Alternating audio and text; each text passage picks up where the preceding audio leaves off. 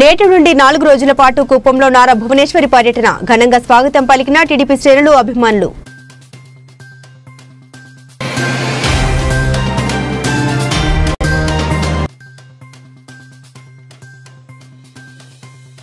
Are Ambedkar పై అమర్యాదగా మాట్లాడిన అమిత్ షా వ్యాఖ్యలకు నిరసనగా ఇండియా కూటమి చేపట్టిన నిరసన ర్యాలీలో పాల్గొన్న ఇండియా కూటమి ఎంపీలు.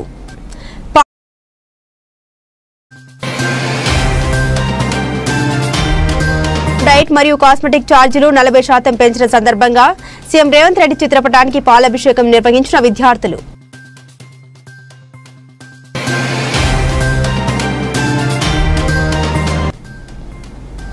జానపద గాయకుడు మొగిలయ్య మృతి సంతాపం తెలిపిన మాజీ మంత్రి KTR.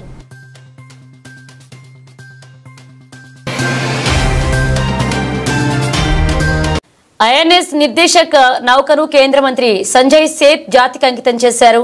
Visakha naval dock yard లో జరిగిన కార్యక్రమంలో కేంద్ర మంత్రి నౌకకు జాతికి అంకితం చేశారు. అత్యాధునిక హైడ్రో ఓషనోగ్రాఫిక్ సర్వే పరికరాలతో నిర్దేశక్ ను రూపొందించారు. 18 నాటికల్ మైళ్ల వేగంతో ప్రయాణించగల సామర్థ్యం ఐఎన్ఎస్ నిర్దేశక్ సొంతమని రక్షణ శాఖ వర్గాలు తెలియజేశాయి. కాగా సముద్ర జలాల్లో హైడ్రోగ్రాఫిక్ సర్వేలకు అనువుగా నిర్దేశక్ నౌకను రూపొందించారు. 110 మీటర్ల పొడవు 3800 టన్నుల బరువైన ఈ నౌకను 2 ఇంజన్లతో రూపకల్పన చేశారు. అత్యాధునిక హైడ్రోగ్రాఫిక్ సముద్ర అధ్యయనం కోసం నిర్దేశక్ ను తీర్చిదిద్దారు. 25 రోజుల పాటు నిరంతరాయంగా 18 నాటికల్ మైళ్ల వేగంతో ప్రయాణించడం ఈ నౌక ప్రత్యేకతలతో ఒకటి. హిందూ మహాసముద్ర ప్రాంతంలో భారత్ అత్యంత వ్యూహాత్మకంగా వ్యవహరించడం కోసం హైడ్రోగ్రాఫిక్ సర్వేలను చేపడుతుంది.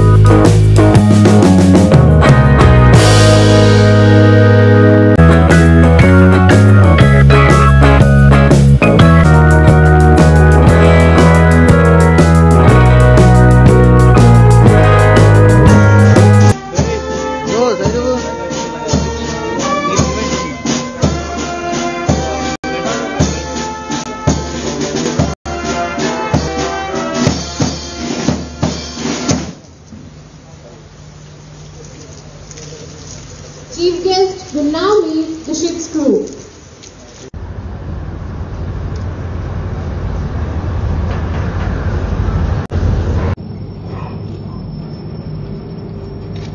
आइए भारतीय नौसेना पोत निर्देशक का भारतीय नौसेना में जोरदार तालियों के साथ स्वागत करते हैं.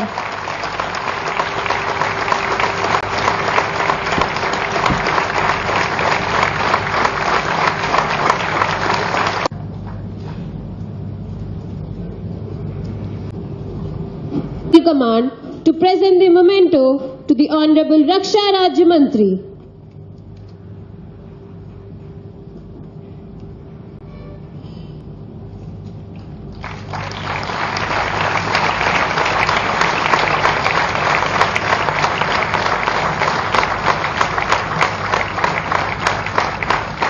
सर्वे वैसे लार्ज निर्देशक समंदर और चुनौतियां अनंत हैं.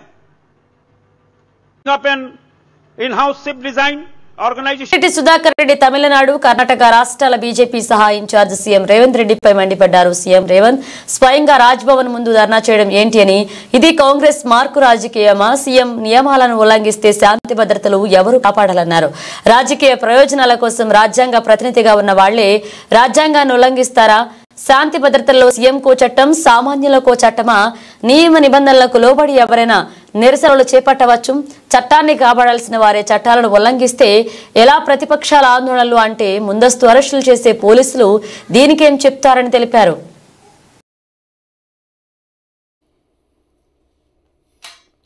Today at Hyderabad, before Rajbhavan, a huge massive rally conducted led by the Chief Minister of Telangana, Sri Revanth Reddy ji, about Adani's issue to divert the attention of his failures from the public in Telangana and elsewhere. This has been indulged, and also they deviated and violated all norms of security norms. When constitution representative governor is a high security zone, how can this hundreds and hundreds people, thousand people allowed up to Raj Bhavan? This is deplorable, highly condemnable. Law is enforcement to everybody equal to either chief minister or citizen. He is the protector of the law and order. But in the same time, he himself violated the law and order for their political gains. Congress party leaders always holding a constitution book, they themselves deviating and violating constitutional spirit. This is highly condemnable. I am condemning this type of attitude. For opposition, for other associations, any dharnas, so many questions they will ask before giving prior permission to these type of things, and previous arrests also, pre-arrests also they will make. But police, like silent spectators, is not acceptable. This is highly deplorable act of the Chief Minister and the Congress party ministers and MLAs and party, whatever it may be. Everybody is having their right to demo. Hyderabad Raj Bhavan ఎదుట రాష్ట్ర ముఖ్యమంత్రి రేవంత్ రెడ్డి గారు మరియు మొత్తం మంత్రులు పెద్ద ఎత్తున వందలాది మంది కార్యకర్తలతో ఆదాని గారి ఇష్యూ, అదేవిధంగా నరేంద్ర మోడీ గారికి వ్యతిరేకంగా వాళ్ళు చేసినటువంటి ధర్నా, ఒక రాష్ట్ర ముఖ్యమంత్రి శాంతి భద్రతలను కాపాడాల్సినటువంటి వ్యక్తి నిబంధనలను ఉల్లంఘించి రాజ్యాంగ ప్రతినిధి అయినటువంటి గవర్నర్ గారి నివాసం దగ్గర అంత ఓపెన్గా వెళ్ళి రోడ్డుపైన బైఠాయించడం, మరి ఇలాంటి కార్యక్రమాలు కేవలం రాజకీయ దురుద్దేశంతో చేసే చర్యలు సమంజసనీయం కాదు. రాజ్యాంగం అనేది పొద్దున లేస్తే రాహుల్ గాంధీ గారు వాళ్ళ నేతలందరూ కూడా కాన్స్టిట్యూషన్ బుక్ పట్టుకొని అంబేద్కర్ ఇచ్చిన కాన్స్టిట్యూషన్కి ఏదో భంగం కలుగుతుందని వీళ్ళే కాన్స్టిట్యూషనల్ రైట్ని బ్రేక్ చేస్తూ రాజ్యాంగ ప్రతినిధిని మరి రాజ్భవన్ ముందు హై సెక్యూరిటీ జోన్లో ఇన్ని వందల మంది కార్యకర్తలు ముఖ్యమంత్రి ఇంత పెద్ద ఎత్తున పోవటం చాలా శోచనీయం, ఖండనీయం అని చెప్పి సందర్భం తెలియజేస్తున్నాం. శాంతి భద్రతల్ని పరిరక్షించాల్సిన పోలీసు యంత్రాంగం, అదే ప్రతిపక్ష పార్టీలు కానీ ఇతర సంఘాలు కానీ వాళ్ళు ఎన్నో 1,15,00,000 ప్రశ్నలు వేసి ముందస్తులు అరెస్టులు చేసుకుంటూ ఇలాంటి కార్యక్రమాలు చేసే వీరు ఇవాళ రాష్ట్ర ముఖ్యమంత్రి పదవిలో ఉండని వాళ్ళ యొక్క పొలిటికల్ కార్యక్రమం ఈ రకంగా ఉల్లంఘన చేయడం ప్రజాస్వామ్యవాదులు కూడా ఖండించాలి. ఇది కేవలం రాజకీయ ప్రయోజనాల కొరకు ఆదాని ఇష్యూను డైవర్ట్ ఆ రకంగా మరి నరేంద్ర మోడీ గారి పైన డైవర్ట్ చేస్తూ చట్టం దాని పని చేసుకుంటుంది, మాకేం సంబంధం లేదు. అమెరికాలో ఎక్కడో వచ్చినటువంటి ఇష్యూస్కి ఈరోజు మరి అట్లా అనుకుంటే సోరోస్ అనే వ్యక్తి అమెరికాలో కూర్చొని ఇదే కాంగ్రెస్ నాయకులతో సంబంధాలు పెట్టుకొని అనేక రాజకీయ పార్టీలతో సంబంధాలు పెట్టుకొని భారతదేశంలో అంతర్గతంగా శాంతి భద్రతలకి విఘాతం కలిగించే చర్యలకు పాల్పడుతున్న అనేక కథనాలు వస్తున్నాయి. మరి వాటి అందరి మీద కూడా చర్యలు తీసుకోవాల్సింది పోయి ఈరోజు ఒక ఇష్యూ చేసి దీన్ని ఒక రాజకీయంగా వాళ్ళ తప్పుల నుంచి డైవర్ట్ చేయడం కొరకు ఈ రకంగా కాంగ్రెస్ పార్టీ చేస్తున్న ఈ యొక్క దుష్ట పన్నాగం రాజకీయ రోజుల పర్యటన నిమిత్తం గత రాత్రి భువనేశ్వరి కుప్పం చేరుకున్నారు. కుప్పం చేరుకున్న భువనేశ్వరికి స్థానిక టీడీపీ శ్రేణులు ఘనంగా స్వాగతం పలికారు. ఈ రోజు నుంచి 4 రోజుల పాటు నియోజకవర్గంలో కుప్పం, శాంతిపురం, గుడిపల్లి, రామకుప్పం మండలాల్లో పర్యటించనున్నారు. ఇక చిత్తూరు జిల్లాలోని కుప్పంలో పర్యటిస్తున్నారు. ఈ సందర్భంగా కుప్పం చేరుకున్న బోనమ్మకు పిఎస్ మెడికల్ కాలేజ్ వద్ద పార్టీ కార్యకర్తలు ఘనంగా స్వాగతం పలికారు. ఆపై ప్రజలు, కార్యకర్తల నుంచి వినతులు స్వీకరించారు. సమస్యల పరిష్కారానికి కృషి చేస్తామని ఈ సందర్భంగా భువనేశ్వరి హామీ ఇచ్చారు. అనంతరం శాంతిపురం మండలం కడపల్ల సమీపంలో జరుగుతున్న సొంత ఇళ్లు నిర్మాణ పనులకు భువనేశ్వరి పరిశీలించారు. ఆపై సమస్యల పరిష్కారానికి బోనమ్మ తగు చర్యలు తీసుకున్నారు. ఈ రోజు నుంచి ఆదివారం మధ్యాహ్నం వరకు నియోజకవర్గంలోని 4 మండలాల్లో భువనేశ్వరి పర్యటన కొనసాగుతుంది. ఆదివారం మధ్యాహ్నం పర్యటనను ముగించుకుని తిరిగి అమరావతికి భువనేశ్వరి చేరుకోనున్నారు. గుర్తు చేయాలనుకుంటున్నాను. The future of India, our Andhra Pradesh is in your hands. It's not only in one leader. Each one of you can become a leader.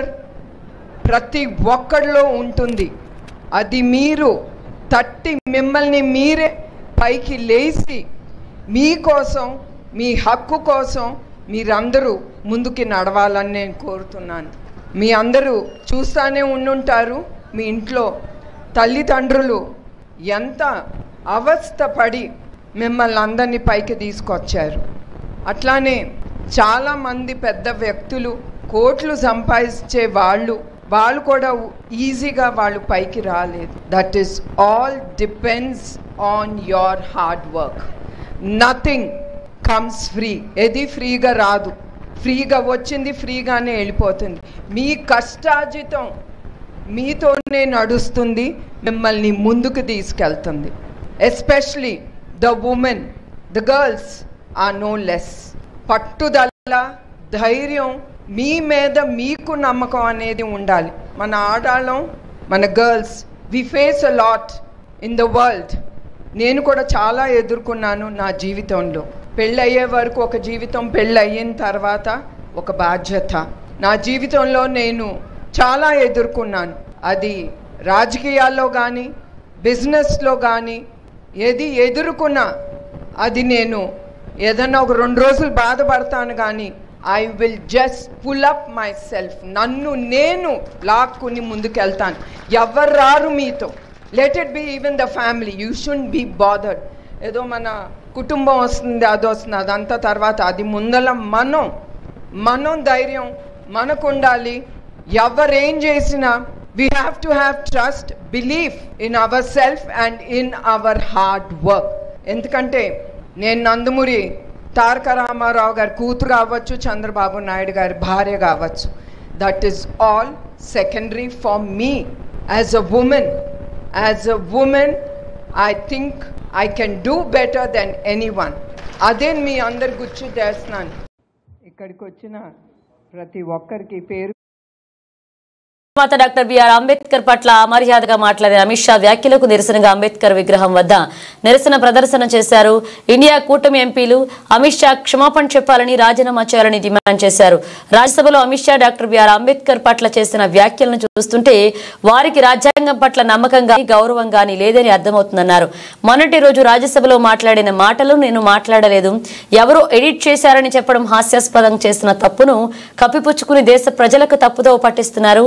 BJP నాయకులు అంబేద్కర్ పట్ల అమర్యాదగా మాట్లాడి బీజేపీ నాయకుల మనసులో ఏముందో వెలిబుచ్చారు. బీజేపీ నేతలకు త్రివర్ణ పథకం పట్ల కూడా భక్తి లేదన్నారు. భువనగిరి పార్లమెంట్ సభ్యులు చామల కిరణ్ కుమార్ రెడ్డి పార్లమెంట్లో అమిత్ షా డాక్టర్ బిఆర్ అంబేద్కర్ పై అమర్యాదగా మాట్లాడిన వ్యాఖ్యలకు నిరసనగా ఇండియా కూటమి చేపట్టిన నిరసన ర్యాలీలో ఏఐసిసి అగ్రణ నాయకులు రాహుల్ గాంధీ కలసి ర్యాలీలో పాల్గొన్నారు. భువనగిరి పార్లమెంట్ సభ్యులు చామల కిరణ్ కుమార్ రెడ్డి कौन करेगा? हम करेंगे, हम करेंगे, हम करेंगे।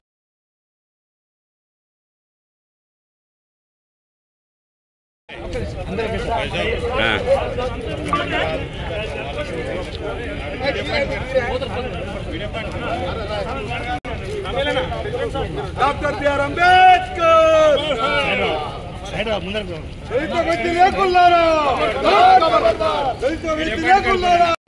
रक्षा कौन करेगा? हम करेंगे, हम करेंगे, हम करेंगे।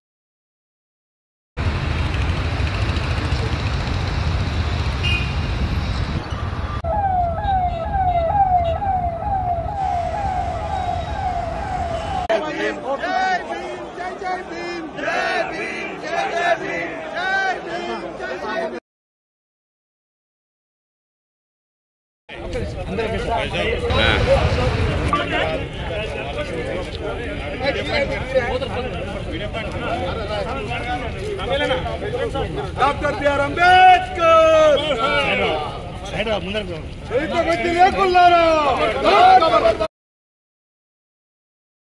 విశాఖలో దళిత ఎస్బీఐ విశ్రాంత ఉద్యోగి ఎం రాజకిషోర్ కి ఆర్థిక పరమైన అన్యాయం జరిగిందంటూ ఎస్బీఐ యాజమాన్యంపై విశాఖలో దళిత సంఘాల ఆగ్రహాన్ని వ్యక్తం చేశాయి. 1997లో తునిలో రాజకిషోర్ చీఫ్ క్యాషియర్ గా విధులు నిర్వహించేవాడని 1997లో తునిలో ఓ కేసు విషయమై 20 నెలల సస్పెన్షన్ పీరియడ్ కి సంబంధించి రావాల్సిన అసలు మరియు వడ్డీతో తమకు చెల్లించకుండా జాప్యం చేస్తున్నారన్నారు.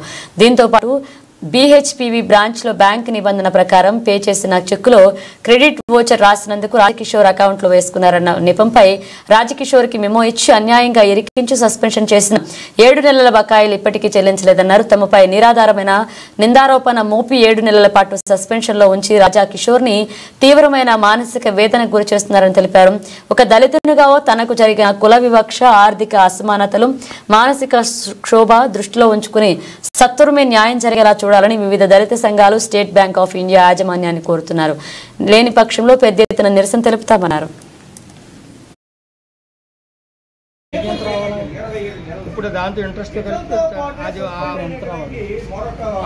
వేతన బకాయిల విషయంలో తాత్సారం కాదు, అది కుల వివక్ష అంటున్నాం మేము. ఇతను ఎస్సీ వాడు కాబట్టే 2 దశాబ్దాలుగా అతను రావాల్సినటువంటి వేతన బకాయిలను ఇవ్వకుండా తిప్పుతూ ఉంది. ఎందుకు ఈ కక్ష పెట్టుకుంది అంటే సహస్ర ఉద్యోగులకు వచ్చినటువంటి దళిత ఉద్యోగులకు వచ్చినటువంటి కష్టాలని జాతీయ ఎస్సీ కమిషన్ వరకు తీసుకెళ్ళి ఈ బ్యాంకు అధికారులు కోర్టు మెట్లు ఎక్కించినందుకు కక్ష సాధింపుతో ఇతను న్యాయబద్ధంగా రావాల్సినటువంటి 27 నెలల జీతం బకాయిలని 13 లక్షల రూపాయలు అట్టిపెట్టి రోడ్డు మీదకి నెట్టి కుటుంబాన్ని ఆర్థిక ఇబ్బందులు, మానసిక శోభకు గురి చేస్తున్నటువంటి ఎస్బీఐ యాజమాన్య ప్రతినిధి పంకజ్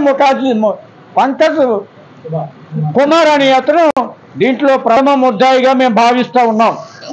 అతనే కాదు, ఇతని కేసుల్లో ఇరికించి పైగా అతను కోర్టు ఖర్చులని గవర్నమెంట్ ఖర్చులు ఖర్చు పెట్టినటువంటి రవికుమార్ రెండో వాడు, అలాగే ఇతనితో పాటు సహముద్దాయిగా ఉన్నటువంటి సుబ్బారావు, ఇద్దరు కలిసి చేసినటువంటి నేరాన్ని ఎదుర్కొన్నటువంటి వాడు అతనికి డబ్బులు ఇచ్చారు, ఇతను డబ్బులు వెళ్ళాడు.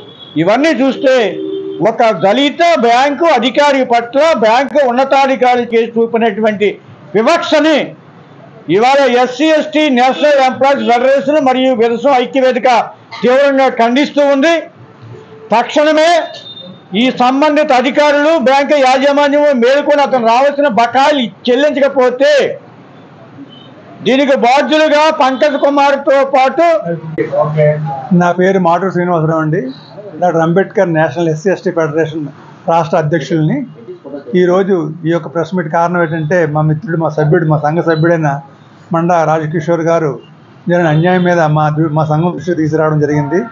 అయితే దాన్ని స్పందిస్తూ ఈరోజు మేము ఈ యొక్క ప్రెస్ మీట్ ఏర్పాటు చేయడం జరిగింది. నేను కిషోర్ గారు ఎస్బీఐలో జాయిన్ అయిన తర్వాత చాలా కక్షాధింపులకు గురి అయ్యారండి.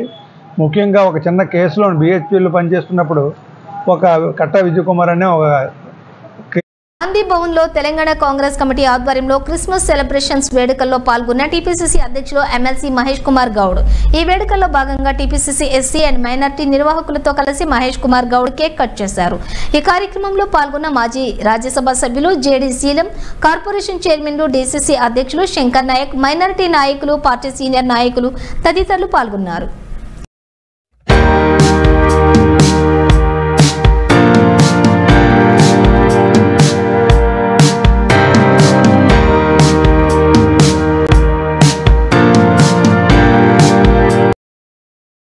అసెంబ్లీలో అంబేద్కర్ విగ్రహం వద్ద పీసీసీ చీఫ్ మహేష్ కుమార్ గౌడ్, మంత్రులు పొన్నం ప్రభాకర్, జూపల్లి కృష్ణారావు, కాంగ్రెస్ పార్టీ ఎమ్మెల్యేలు, ఎమ్మెల్సీలు నిరసన. లోక్సభలో కేంద్రంలో హోంమంత్రి అమిత్ షా అంబేద్కర్ పై చేసిన వ్యాఖ్యలకు మంత్రులు, కాంగ్రెస్ పార్టీ ఎమ్మెల్యేలు నిరసన. అమిత్ షాను వెంటనే బర్త్రఫ్ చేయాలి, అమిత్ షా డౌన్ అంటూ ప్రతి మంత్రి పొన్నం ప్రభాకర్, ఎమ్మెల్యేలు నినాదాలు. రాబోయే 3 నెలల్లోనే సర్వేయర్లు నియామకం.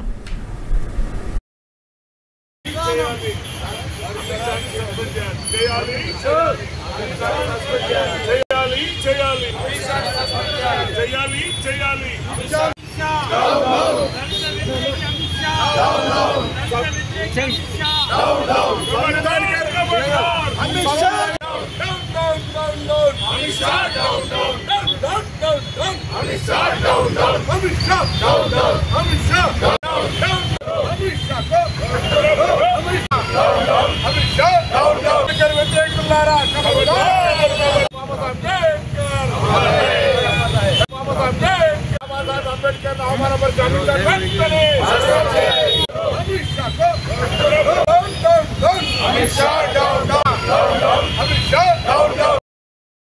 జానపద గాయకుడు మొగలయ్య మృతి పట్ల మాజీ మంత్రి కేటీ సంతాపం తెలిపారు. ఆయన ఆత్మకు శాంతి చేకూరాలని ప్రార్థిస్తూ మొగలయ్య కుటుంబ సభ్యులకు కేటీఆర్ ప్రగాఢ సానుభూతిని తెలియజేశారు.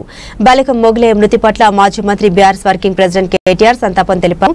ఎక్స్ వేదికగా మాజీ మంత్రి స్పందించారు. మొగలయ్య చనిపోయిన పాటల రూపంలో బతికే ఉన్నారన్నారు. మొగులన్న పాట తెలంగాణ బలగాన్ని మళ్లీ చాటిందని, మాయమైపోతున్న కుటుంబ బంధాలని మళ్లీ గుర్తు చేసిందని అన్నారు. ఆయన ఆత్మకు శాంతి చేకూరాలని ప్రార్థిస్తూ మొగలయ్య కుటుంబ సభ్యులకు కేటీఆర్ ప్రగాఢ సానుభూతిని తెలియజేశారు.